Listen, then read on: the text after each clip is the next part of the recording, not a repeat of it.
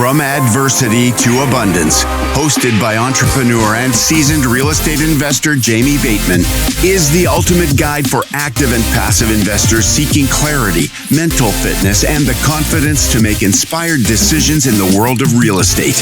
With a decade plus of investing experience across various niches and a background as a combat veteran, former Army officer, and multi-million-dollar mortgage note company owner, Jamie brings a wealth of knowledge and inspiring stories to each episode. Through weekly episodes featuring insightful interviews with industry leaders and solo explorations of mindset and strategy, listeners will uncover actionable advice and tips to overcome challenges and build lasting financial success. Whether you're a seasoned investor or just starting, From Adversity to Abundance is your roadmap to turning obstacles into opportunities and achieving financial freedom.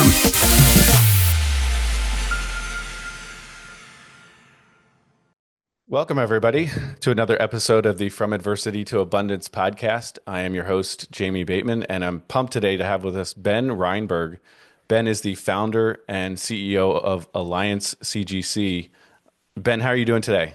I'm good, Jamie. Thank you so much for having me on your show. I look forward to having a great conversation and adding a lot of knowledge to your audience. Yeah, I know that's going to happen for sure. You've been in the real estate investing game for 30 plus years, and you've seen a lot of ups and downs. And I know from both a professional standpoint and a personal standpoint, you've experienced a lot of different, market conditions, market cycles, and personal adversity and personal abundance. Before we jump back into your backstory, talk to the listener for a minute about the abundance that you're living in now and what you have going on today. Who are you today and what are you up to? Well, when I started back in my early 20s, I wasn't the same man I am now. And so I want everyone to know that I evolved just like you evolve. If you're younger and you're listening to it, you're going to evolve. Even if you're my age or a little bit younger, you always evolve. The work doesn't stop. And I try to tell that to people. It's like, even though I've been wildly successful, the work doesn't stop. I continue with personal development. I work on myself, my communication. I work on my writing. Communication equals wealth. I say that frequently. It's because it's something I constantly work on. And also I work on my emotions, managing them. And I do all those different things on top of, developing my continued expertise in commercial real estate technology, name as our industry and business grows in commercial real estate. And so when I started my career, I started with a blue suit and leather shoes, and raising equity and finding deals was a local and regional business in commercial real estate. There wasn't this thing called the internet. We all used microfiche and encyclopedias and shaking people's hands and doing deals on the back of a napkin, and your word was your bond. And that's how it worked when I was younger. And I really miss those days and enjoyed that side of the business. It's our business is a really relationship driven business, which I love about it. And it gives me an advantage because, Jamie, I like to pick up the phone. And a lot of people in these days, I like to text and email. And I think that's wonderful. But I'm more of a phone person when people get to know me. And with that being said, I was able to buy assets, raise equity, create success at a very young age with a lot of hard work and shoe leather and persistence and resilience. Now, not everything goes as planned. Okay. I built millions of square feet of office industrial. 20 years ago, on my 3-decade career, I pivoted into medical office, one of the leaders in medical office. And so I'm good at pivoting and listening to the market, listening to our investors, and understanding what the character of capital in the marketplace needs. And so, I've changed. I've changed. And how I build abundance is I work on myself. I'm vulnerable. I have mentors and coaches just like everyone else for different aspects of my life. I'm an avid reader. I'm an avid listener. I listen to people, whatever age is. And one of the tricks I have to create abundance, Jamie, is I seek the truth in what other people are saying. And so when someone's talking and maybe I have an opinion on a deal or a situation, or an industry or a niche, and someone else has a wildly or vastly different opinion, I listen to it and I seek the truth. And a lot of it goes to that abundance is really understanding that we all come from a different focal point, a different lens, different background. We have different relationships, different knowledge, different educational throughout our life. No, I love that. I've heard I think it's from one of the Greek philosophers. I'm not sure who it was, but talking about how every man is my superior in some way, right? So you can absolutely learn from everyone. And I like how you framed it as seeking the truth from in every conversation, every person you're listening to.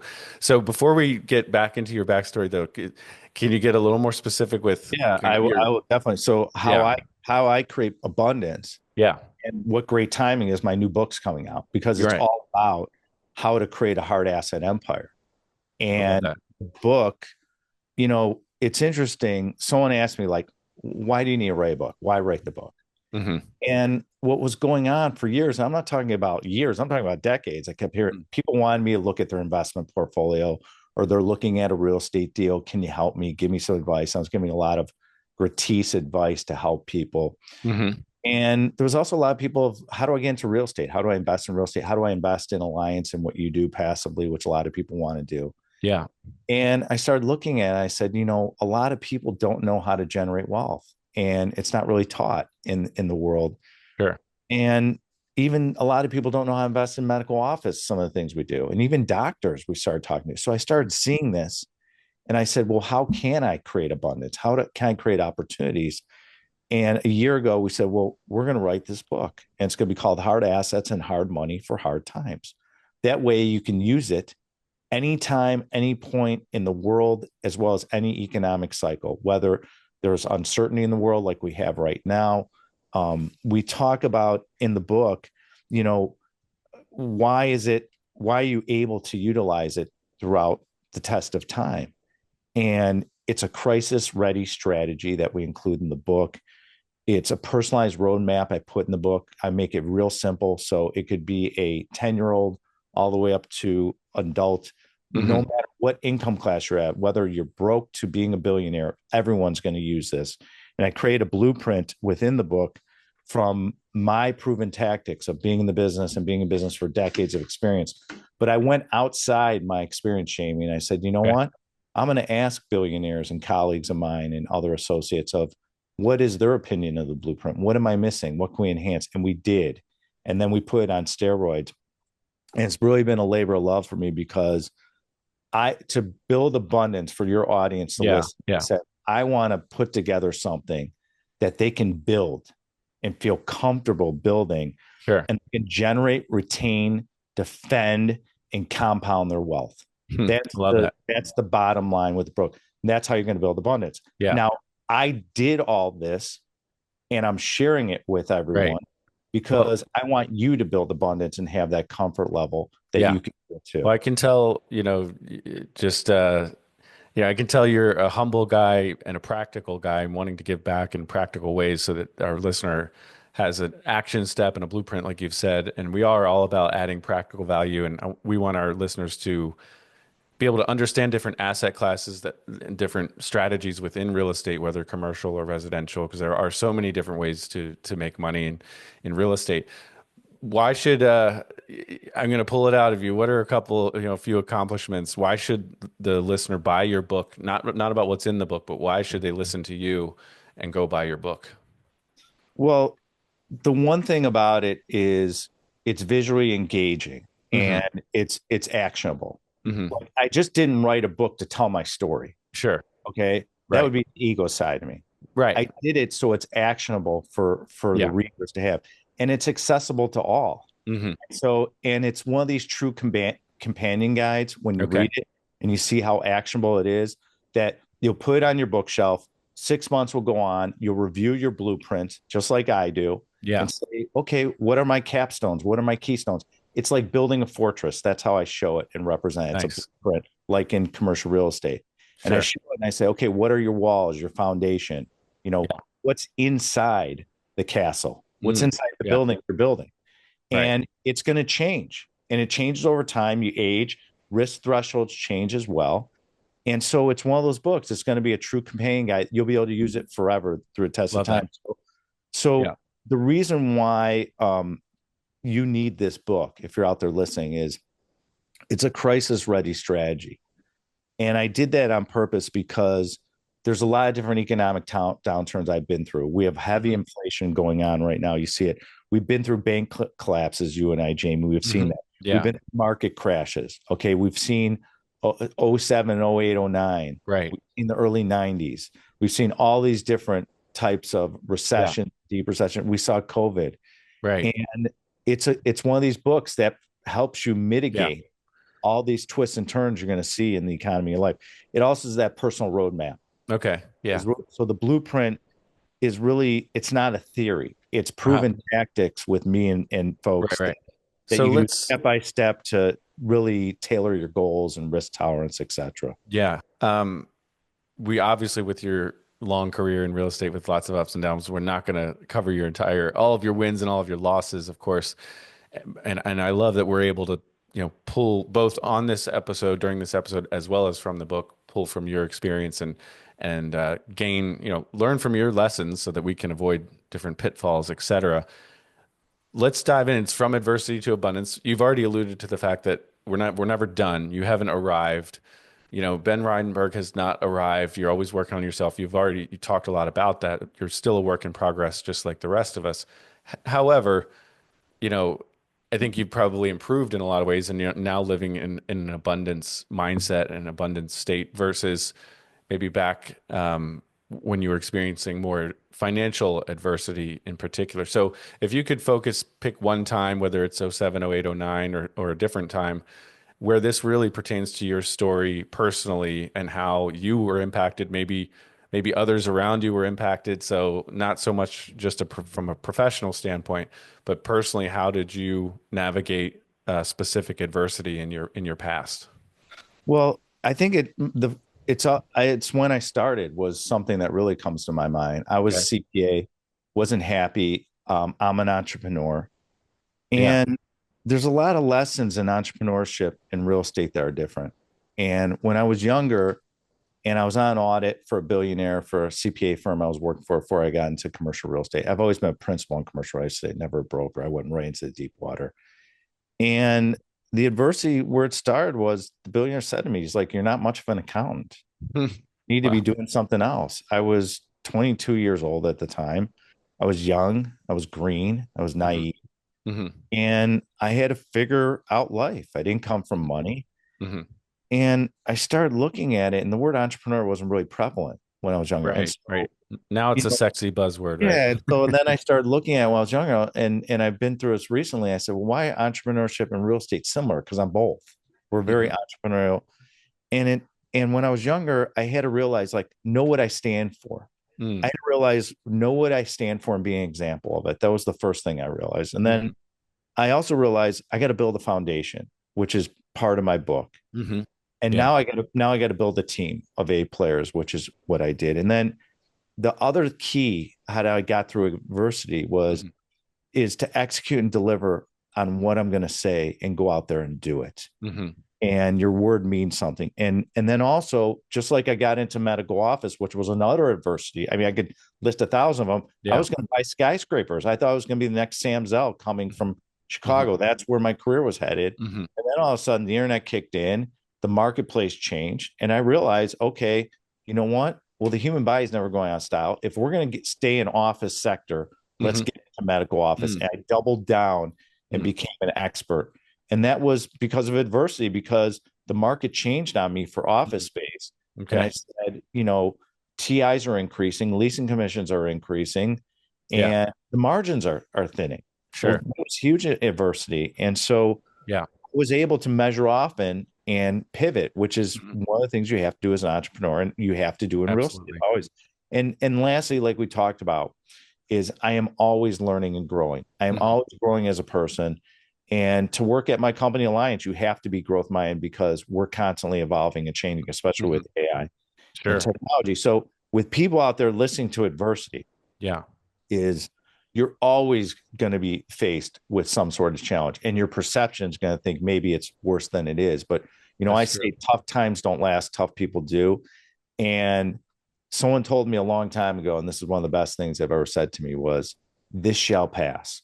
If you're right now, if you're listening to this and there's adversity or challenge going on in your life, keep pushing forward, keeping persistent, resilient, make those extra calls, whether you're looking for a job to you're in a career in real estate and you're calling people, keep calling, keep pushing forward. And I'm no different either. I mean, every day I go through ups and downs. Yeah. And I pull out the warrior persona within myself. I love that. Say, come on, Ben, we got to go. We got to go. And don't take things for granted. It's really important. That's really good. So as when you were 22, did you just, he said the billionaire said you're not much of an accountant. Did you throw in the towel as an accountant the next day? Did you transition over a period of time? How did that transition from, I guess I'm assuming W-2 CPA to entrepreneur and real estate investor? How did that happen? Well, I'll tell you, Jamie, it's interesting. I said to myself, I need to change. I need to do something different. Not coming from money. No one's going to hand me to build the empire. I got to do it myself. And I'm going to do whatever it takes, work 24/7. And I was watching an infomercial, and one of my dear friends, and she actually wrote the foreword of my book, which is interesting because see how life comes around.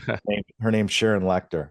Okay. Yeah. Sharon's a good friend and someone that I admire dearly and love her to death. And she co-authored Rich Dad, Poor Dad.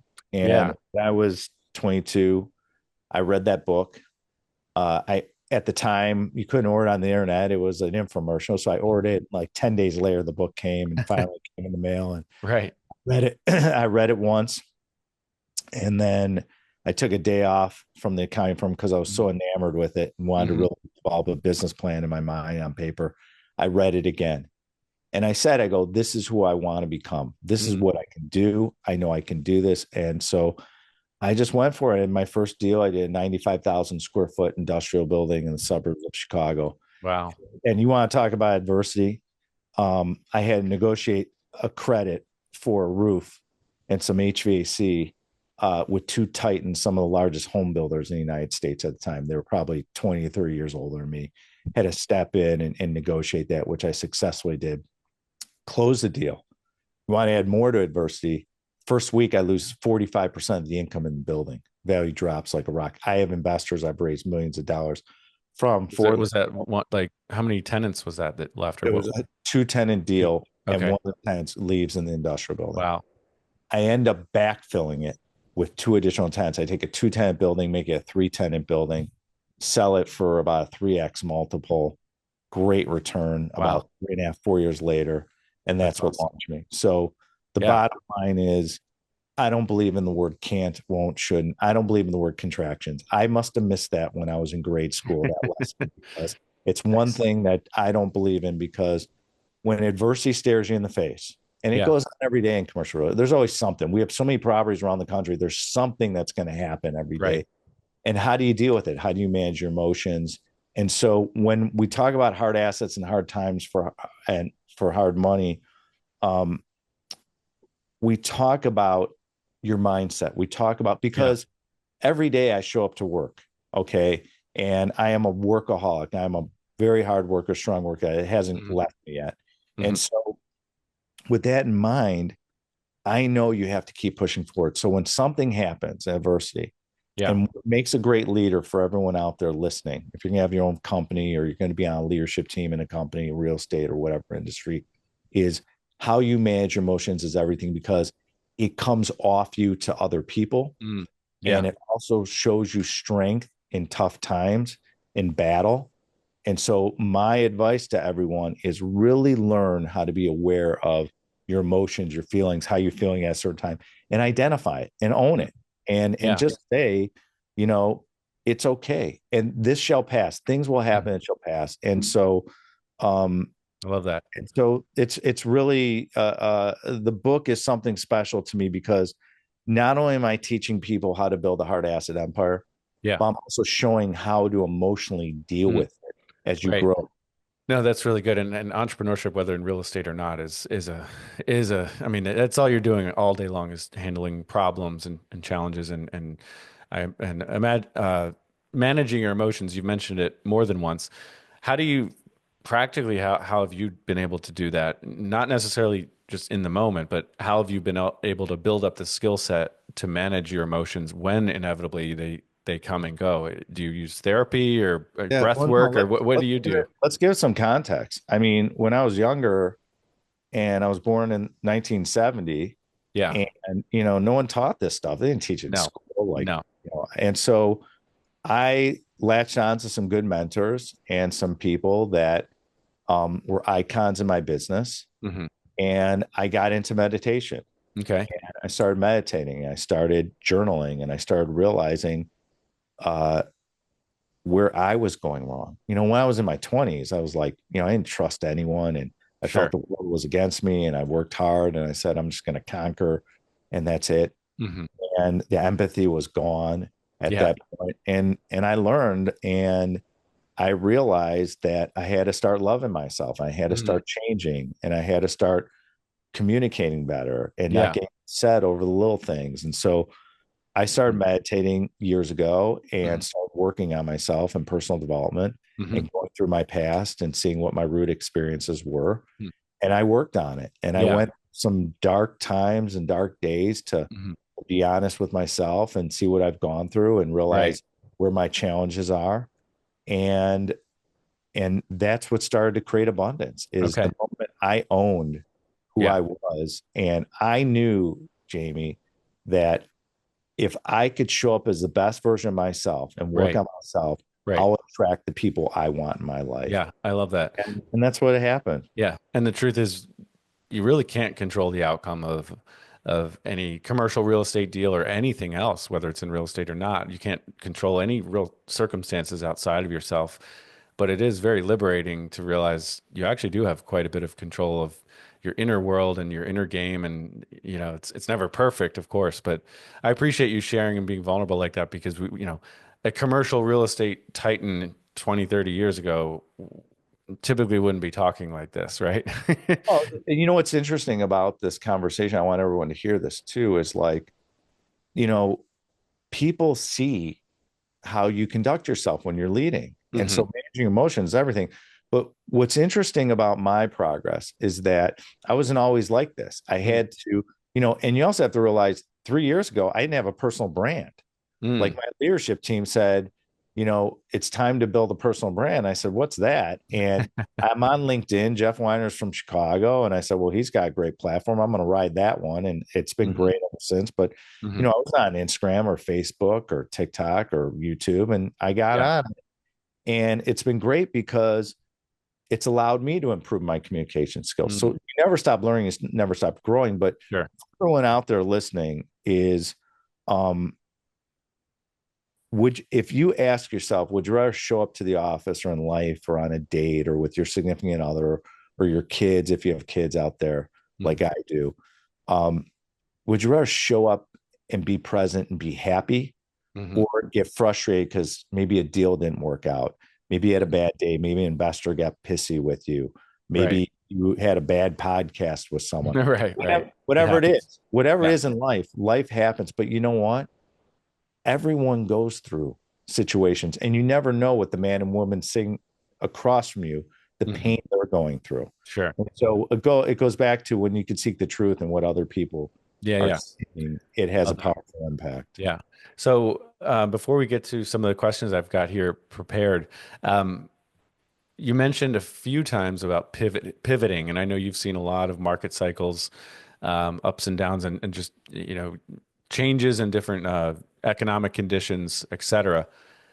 How does, say, a real estate investor, and there's no one size fits all answer, okay? We know that, but how does a real estate investor know when to just grind it out and stay focused and continue on the exact same path he or she has set themselves on? Or how do they know when to pivot, and how do they pivot? Is it a 180, or do you just kind of tweak things, or how do you approach that from a mental standpoint? Sure. Well, one thing that's an important lesson I learned decades ago is you get rewarded for focus. That's the bottom line in this conversation, that with your question, is that if you stay focused and you're resilient and persistent, you will accomplish what you want in that certain niche. So if you're in a certain niche, and when I was getting started in medical office, they were saying that, Obamacare and Obama was going to change medical, and medical office was going to be greatly impacted. And I said, well, the human body is never going to last style. And with all us having families and kids and parents and everything else, people have to go to the doctor. And that was a pivot I made. And so what I did was, for me to pivot, is I do enough homework. I talk to enough people. I understand marketplace, and I pivot into a niche, just like we did a year ago. I was in Japan on vacation, and I took a step back and I said, what's going on in multifamily? There's billions of dollars of loans coming due. I have colleagues of mine that have been wildly successful. I have other people I've seen come into the business where they have 5-year notes coming due, and there's going to be an issue. It's a perfect time for us to get involved. So we opened up a multifamily division in 2024, and we're taking advantage of the marketplace. Okay.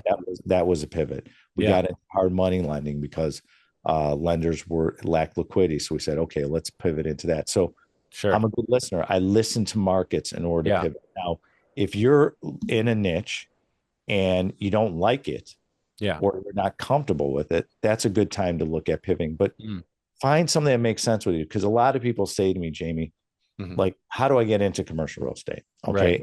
Obviously, on our website coming out soon, we'll be offering courses where anything in real estate, you'll be able to design your own course. You want to learn about leases, you want to learn about industrial leases, you want to learn how to buy multifamily, whatever it is, you'll be able to download it and create your own course. That's cool. From us. So it's a really neat thing that we're doing for the public. But also, as it comes to pivoting, for you out there listening, is that if you're in something you don't like or you're not comfortable with, there's 2 things you got to answer. Number one is, do I need to educate myself more on a niche to become more comfortable, which is what I've done on niches. Who do you surround yourself with? The first thing you want to do before you pivot is look at yourself internally. Is it something that's holding you back with your behavior? Is it a skill set that you're lacking?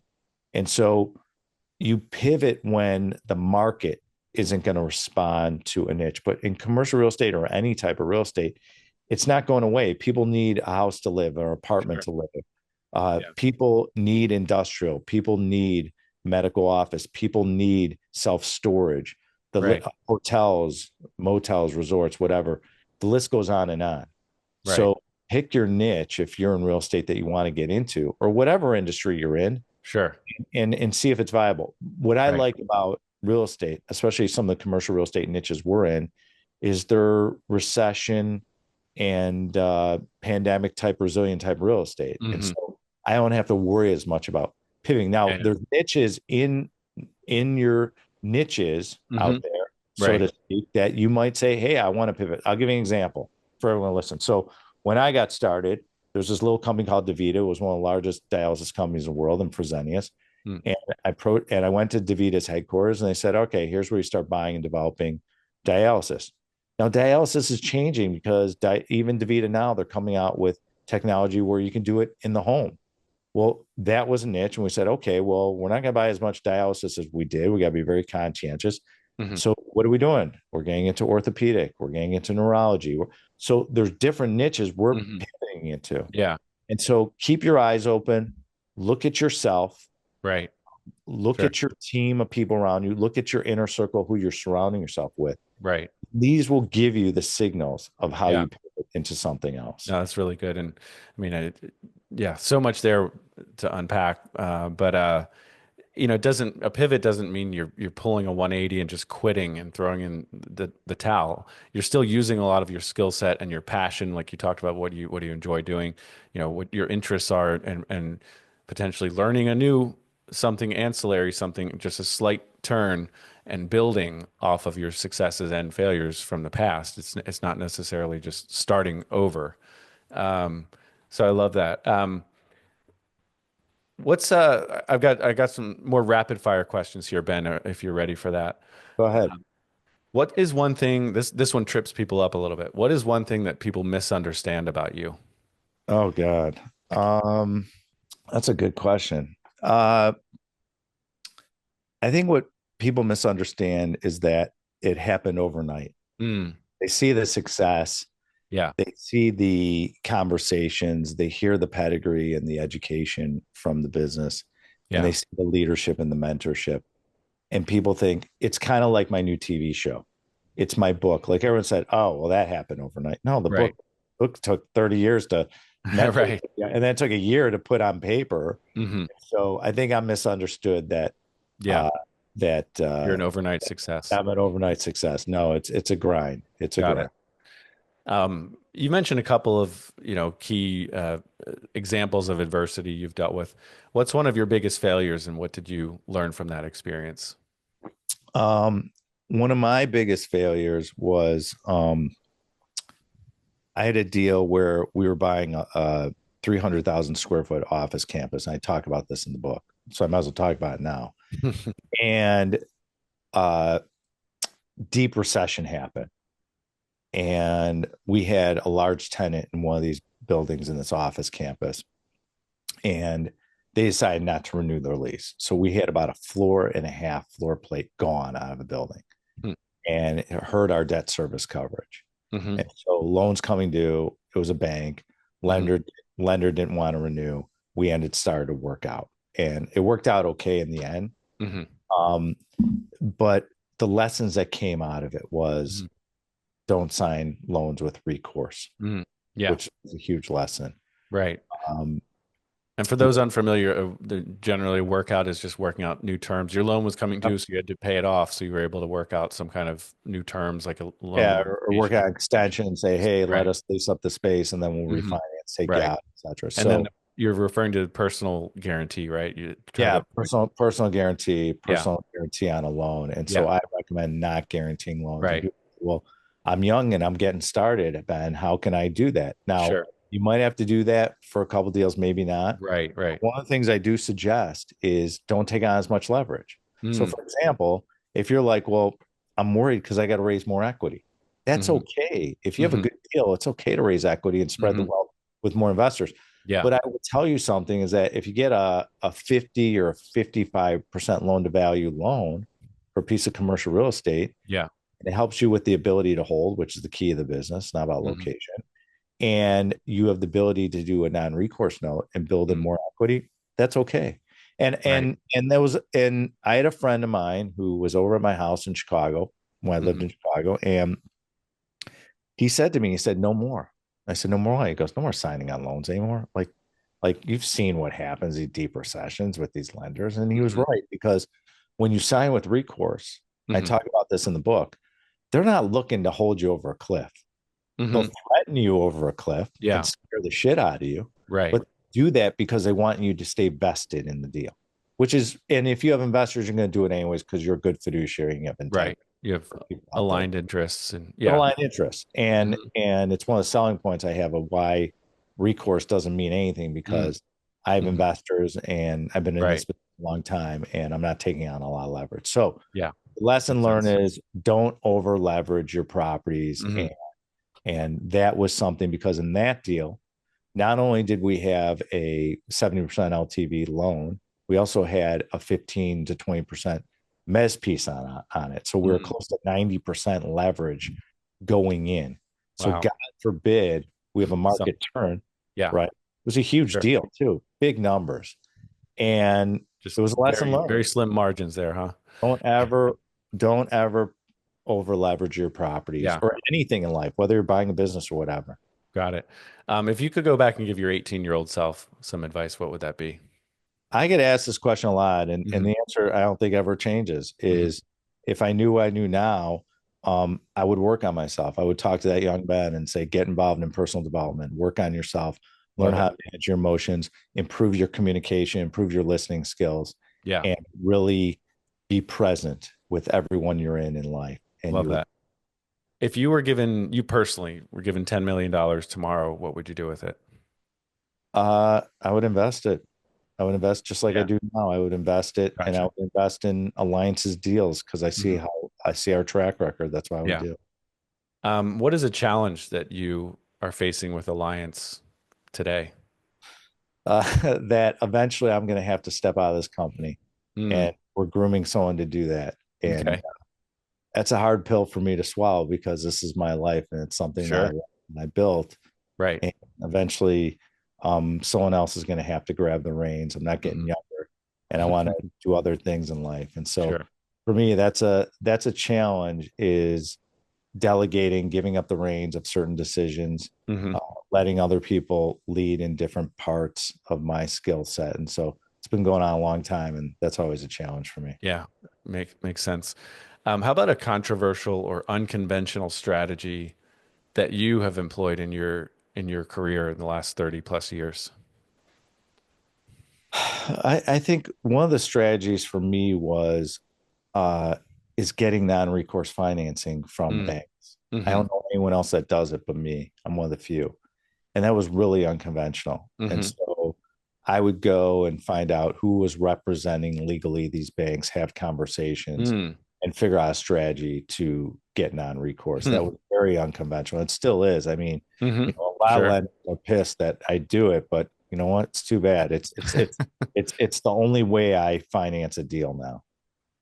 I love that. And you're just persistent and creative and figured out a way to get it done without just accepting the initial terms that were given The to other you. thing I'll throw out there that we did unconventionally, especially at Hmm. Alliance, is we got into human behavior for my Mm. entire leadership team. Okay. We hired a chief people officer, and we do a playbook on every single employee at Alliance. And it's why Hmm. people want to work here, is because we help our employees and our leadership team design the life that they Hmm. want to live. So every week they fill out a playbook.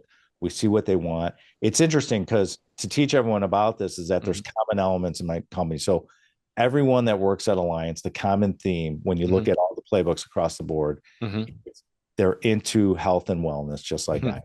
Yeah. Number two is in their careers, they want to be mentored and coach, which what we do and I do a lot of, and we bring in people to help as well. Hmm.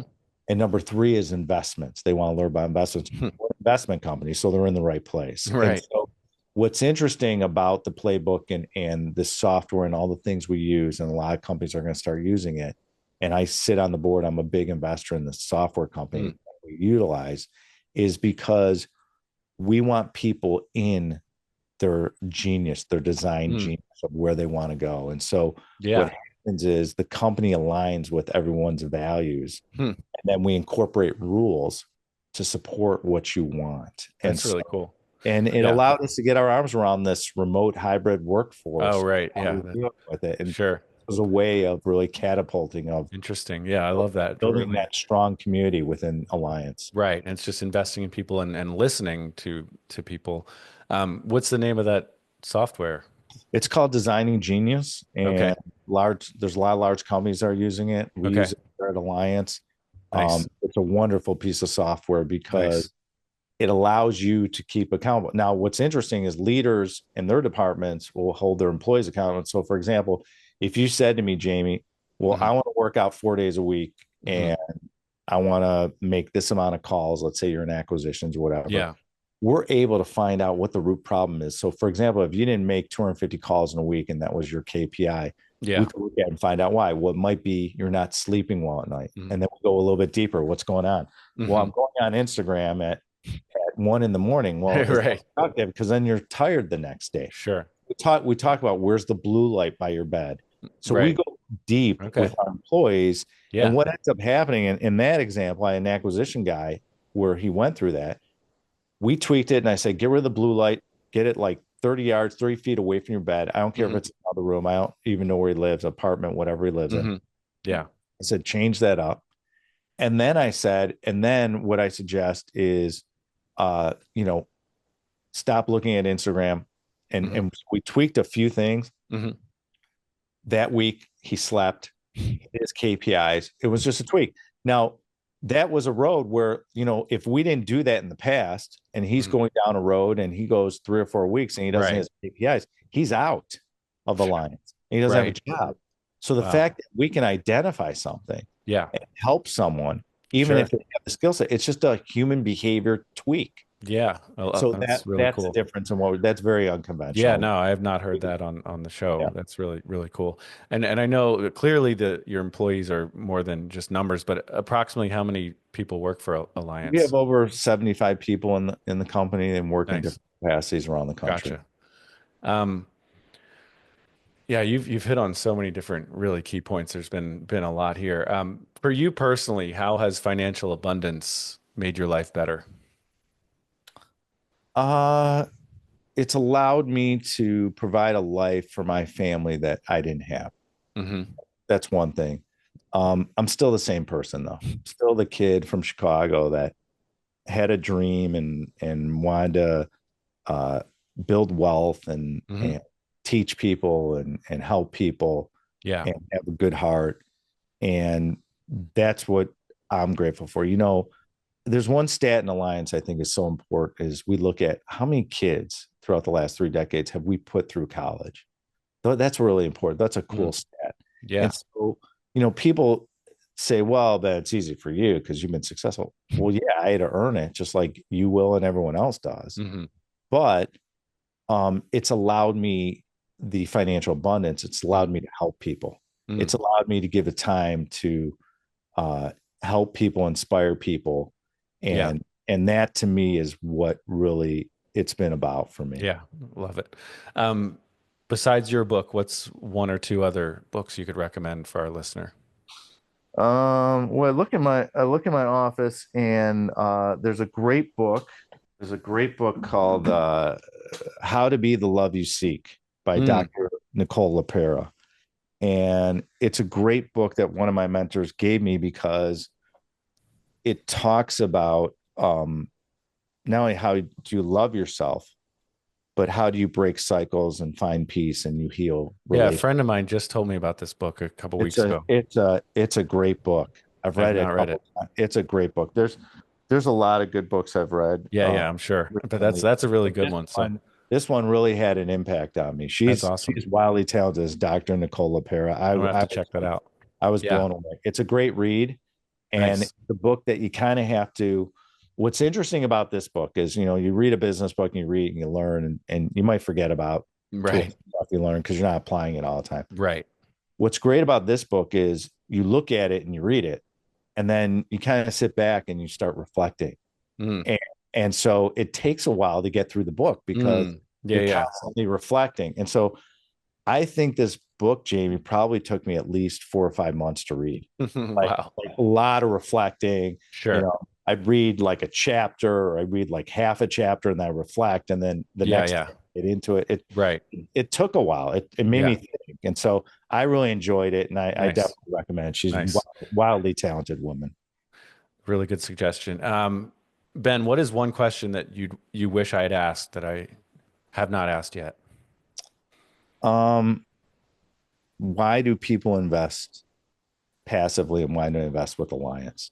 There you go. Let's go for it. What's the answer? All right. Well, why people invest passively, and I say this too, is, when I invest in medical properties or like our medical fund that I invest in, big investor, is, I look at it and why I invest passively is I want to focus on my expertise if I'm a cardiologist or a gastroenterologist or if I'm a lawyer or if whatever. Sure. You get rewarded for focus. Right. So when you invest with Alliance and you invest passively, you're leveraging into 200 plus years of leadership team experience outside me. And so you have a lot of experience. A lot of people have dealt with challenges, a lot of people that will pay you returns, and it's seamless investing. And so that's why people do it. And the tax benefits are great. It's why I love investing in what we do. And, I say for everyone out there, if you have capital and you're looking to build a hard asset empire, don't do it yourself. Leverage, you want to invest with smart money, which is what Alliance is, but you also want to leverage your time. And a lot of people don't understand time. And we did an exercise in our company that I'll share with everyone because you could do it for yourself. And this is a great lesson that taught me a lot about myself and taught my employees. So we had everyone in one room years ago. And we talked about time. We said, if 77 at the time was the lifespan, okay, and I'm 55 years old now, so we'll take a live example. You take 77 minus 55, we got 22 years left of my life to live times 52 weeks. That's the amount of weeks we have. So if we look at that, we're saying, okay, I got 1,144 weeks left of my life. So Jamie, am I going to be sensitive about the podcasts I go on, the people I surround myself, the restaurants I go to, the trips I take, the conversations I have with my parents, how often do I go see them? Because if they're older than me, they have less time. So now I got to say, you know what? How much time do I have with them? So when you really understand time, changes your decision. Right. So even if you're in your 20s and you're listening to this, value your time. Every day counts, every week counts. So if I got 1,100 weeks left in my life, you're going to understand why I'm making certain decisions. Sure. It's important to me. So yeah, time is everything. And so it's a good lesson for everyone to think about. Yeah. We take it for granted. Absolutely.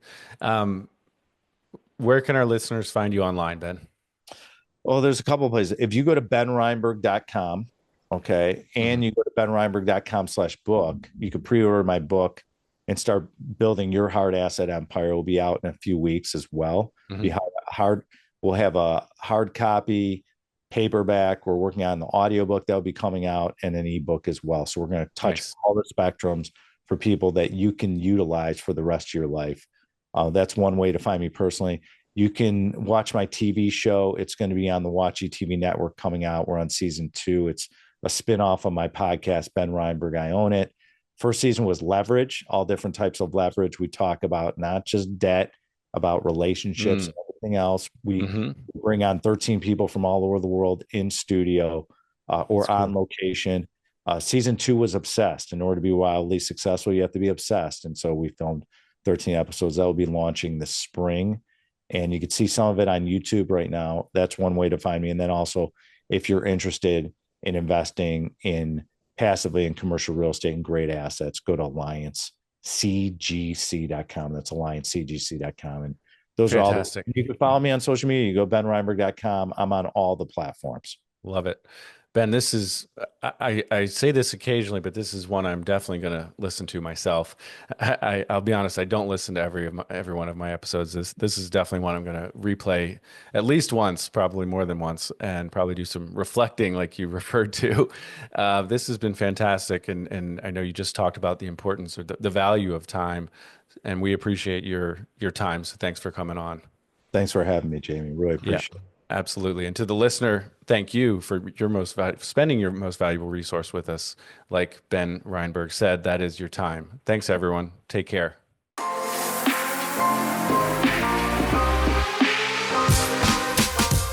Thank you for joining us on From Adversity to Abundance. We hope today's episode has equipped you with valuable insights and practical advice to elevate your real estate journey.